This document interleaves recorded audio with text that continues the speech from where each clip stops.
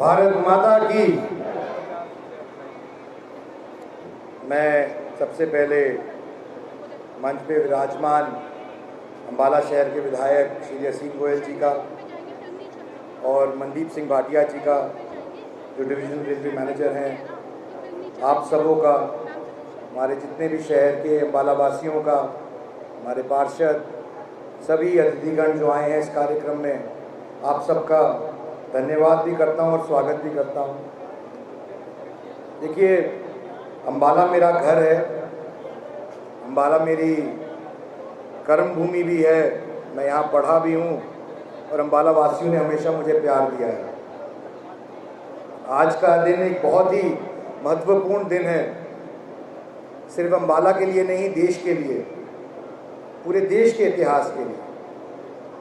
आज ऐतिहासिक दिन इसलिए है कि माननीय प्रधानमंत्री श्री नरेंद्र मोदी जी, जिन्होंने पिछले 9 साल के अंदर देश को एक नई दशा और दिशा देने का काम किया है, जिन्होंने देश को एक अलग आयाम पे पहुंचाने का काम किया है, उनकी सोच के तहत जो उन्होंने कॉल दी थी 2014 में कि वो देश भारत को कहाँ देखना चाहते हैं आने वाले समय के अंदर, जो उन्होंने कॉल दी थी भारत को अमृतकाल के अंदर कहाँ ले जाना चाहते हैं, भारत को एक विकसित देश के दौर पे कैसे पहुंचाना चाहते हैं, अगले 25 साल में भारत कहाँ पहुंचेगा, मैं उस सोच की प्रशंसा करना चाहता हूं। और आज उसी सोच के तहत अम्बाला वासियों के लिए एक सौगात, बहुत ही अच्छी सौगात माननीय प्रधानमंत्री जी द्वारा दी गई है, जो कि सिर्फ अम्बाला के लिए नहीं,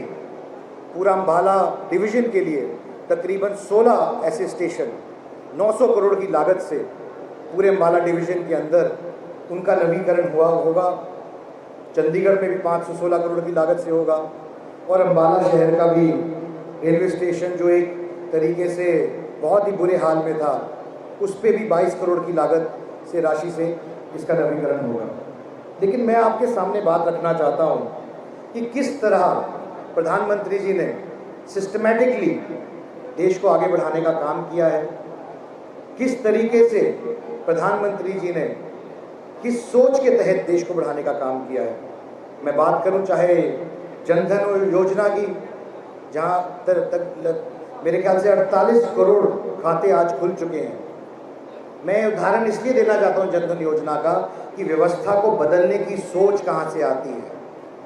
एक प्रधानमंत्री थे देश के, पूर्व प्रधानमंत्री, जिन्होंने कहा था कि मैं दिल्ली से 1 रुपया भेजता हूं तो 15 पैसा पहुंचता है लाभार्थियों को। उस व्यवस्था को बदलने का काम किया है माननीय प्रधानमंत्री जी ने। जनधन खाते खोले तो लोगों ने सोचा कि जनधन खातों से क्या फायदा होगा। आज लोगों को एहसास हो रहा है कि तकरीबन 15 लाख करोड़ लाभार्थियों को मिले हैं जनधन खातों के द्वारा, इन 48 करोड़ खातों के द्वारा। चाहे वो कोई भी स्कीम हो केंद्र सरकार की, उनको डायरेक्ट बेनिफिट ट्रांसफर, यानी कि बिचौलियों को हटाने का काम और सीधे लाभार्थी को पैसा देने का काम माननीय प्रधानमंत्री ने किया है, उनकी सोच ने किया है, उनकी सारी स्कीम्स ने केंद्र सरकार की किया है। मैं सिर्फ इतना ही नहीं, चाहे वो उज्ज्वला योजना हो, जिसने 10 करोड़ महिलाओं को, 10 करोड़ परिवारों को तक पहुंचने का काम किया हो, जिनकी सुध कोई नहीं लेता था, चाहे वो जनधन खातों की बात करें, चाहे वो किसान समृद्धि योजना की बात करें, चाहे वो दुनिया का सबसे दूसरा बड़ा रोड नेटवर्क बनाने की बात हो, या सबसे तेज़ी से ग्रोइंग रेलवे नेटवर्क बनाने की बात हो, ये सब चीज़ें माननीय प्रधानमंत्री की सोच का नतीजा है। जो दिशा और दशा उन्होंने देश को दी है, उसका नतीजा है। मैं पिछले 20 साल से दुनिया में काम के लिए, व्यवसाय के लिए जाता हूँ, ट्रैवल करता हूँ, और मैं आपको आज बताने में मुझे अत्यंत खुशी है कि जब हम अपना नीला पासपोर्ट, एक भारतीय पासपोर्ट के तौर पर जब हम अपना दिखाते हैं आज, तो भारत की ख्याति अलग तौर पे देखी जाती है, भारत को अलग नज़रिए से देखा जाता है, भारत के नागरिकों को अलग तरीके से देखा जाता है। ऐसा पहले नहीं होता था। इसकी जिम्मेदारी भी, इसका श्रेय भी माननीय प्रधानमंत्री जी को मिलता है। उन्होंने भारत की एक साख को बढ़ाने का काम किया है विश्व में। विश्व के पटल पे भारत को एक अलग तरीके से रखने का काम किया है। कल ही धारा 370 की चौथी वर्षगांठ थी और मुझे पिछले साल लाल चौक पे तिरंगा फहराने का मौका मिला था। और मैं आज आपको ये बताना चाहता हूं कि जब मैं वो झंडा फहरा रहा था लाल चौक पे तीसरी वर्षगांठ पे धारा 370 की खत्म होने पे, तो मैं सोचने में मजबूर हो गया कि आज से 30 साल पहले जब माननीय प्रधानमंत्री जी ये झंडा फहराने कश्मीर में गए थे तो किन दुर्गम परिस्थितियों में उनको जाना पड़ा था, किन मुश्किल हालात में उनको जाना पड़ा था। और आज राष्ट्रवाद की भावना हर आदमी सेलिब्रेट करता है, बढ़ चढ़ के बनाता है। ये इसलिए संभव हो पाया क्योंकि माननीय प्रधानमंत्री जी के कार्यकाल के अंदर हम लोग 370 धारा खत्म कर सके। और देश के अंदर मुझे याद है आज भी वो दिन जब हमारे सैनिकों के शव शत विशत हालत में हमें वापस भेजे जाया करते थे।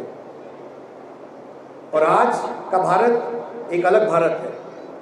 आज के भारत के अंदर हमारे सैनिकों को सीमा बलों पे पूरी छूट है कि अगर दुश्मन किसी भी तरीके की हरकत करेगा तो उनको करारा जवाब मिलेगा, और उनको करारा जवाब मिलता है।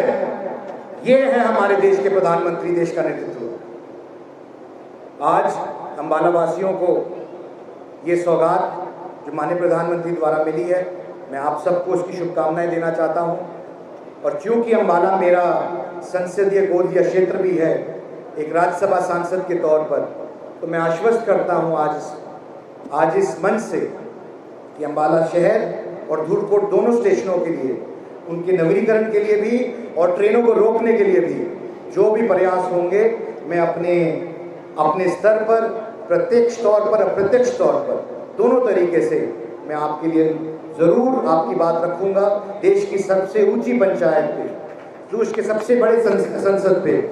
और मुझे विश्वास है कि जिस तरीके से अंबाला वासियों ने हमेशा हमारा साथ दिया है और प्रधानमंत्री जी ने हमेशा हरियाणा के लिए एक विशेष तौर पर उनका प्यार रहा है, तो मेरे को पूर्ण विश्वास है कि अंबाला को अपना हक ज़रूर मिलेगा।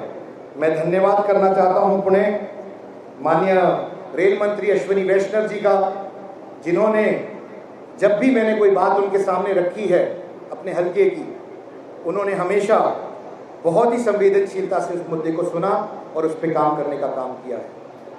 आज हमारा देश अगर बन रहा है, आज अगर अंबाला के अंदर इस स्टेशन का नवीनीकरण हो रहा है, तो मैं इसका श्रेय माननीय मुख्यमंत्री श्री मनोहर लाल जी को और देश के यशस्वी प्रधानमंत्री माननीय नरेंद्र मोदी जी को देना चाहता हूं कि उन्हीं के प्रयासों की वजह से ये हो रहा है और आप सबके प्रयासों की वजह से।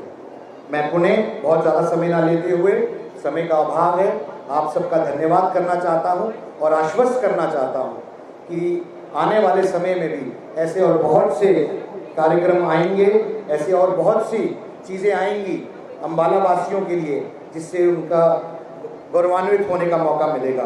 बहुत बहुत धन्यवाद। जय हरियाणा, जय भारत।